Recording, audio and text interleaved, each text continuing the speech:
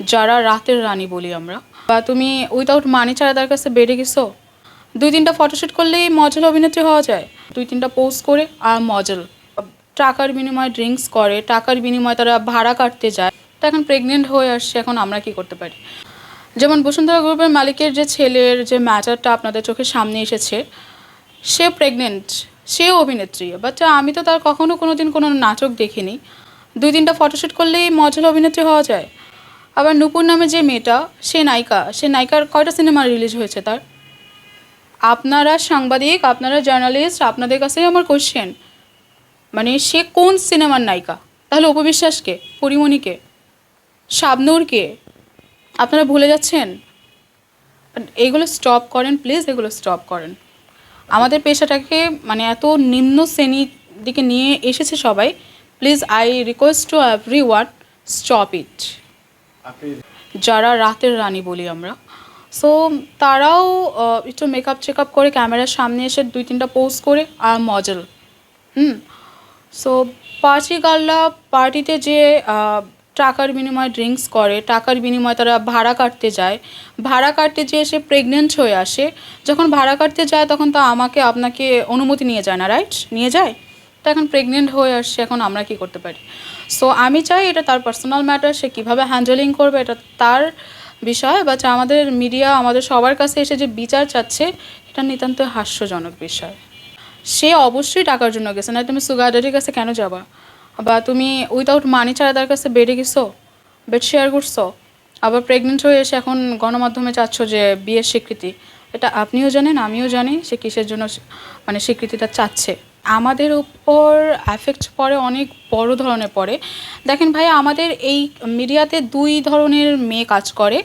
একজন আসে শুধু নাম কামাতে, ফেস ভ্যালুর জন্য, কাজটাকে ভালোবেসে আসে অ্যাকচুয়ালি।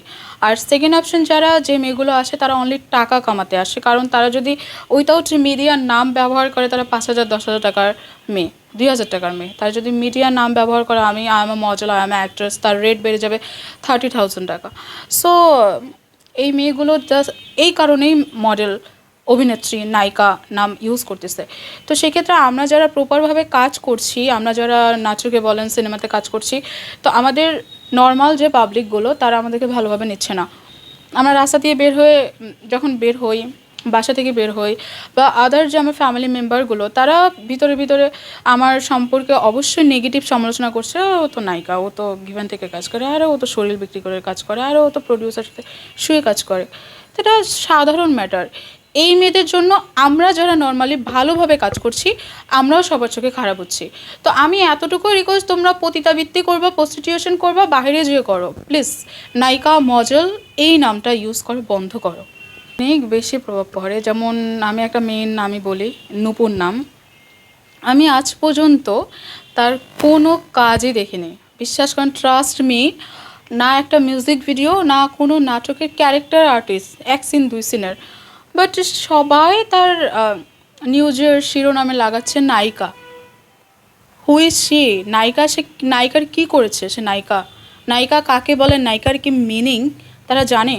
আনএডুকেটেড কিছু জার্নালিস্ট আছে এবং আনএডুকেটেড কিছু পার্সন আছে, যাদের জন্য আমাদের মিডিয়া ইন্ডাস্ট্রি বলেন, মডেল বলেন, নায়িকা বলেন, অভিনেত্রী, সবার মানে পুরো নামটাই খারাপ করে দিচ্ছে। যেমন আমার বাসায় আমার মা বলেন, বাবা বলেন, এবং আমার একজন ব্যক্তিগত পার্সন বলেন, আমার ধরতে গেলে ভালোবাসার মানুষ, হ্যাঁ, তার ফ্যামিলি পর্যন্ত আমার ক্যারিয়ার বলেন, আমার কাজ বলেন, আমার পেশাটাকে তারা নিন্দার চোখে দেখছে। আজ বাদে কাল যখন আমি তাদের ঘরের বউ হব, আমার শ্বশুরবাড়ি যে আমি কী বলবো, এই ছিল আমার পেশা। মানে আমাদের জগৎটা এতই খারাপ। ব্যক্তিগত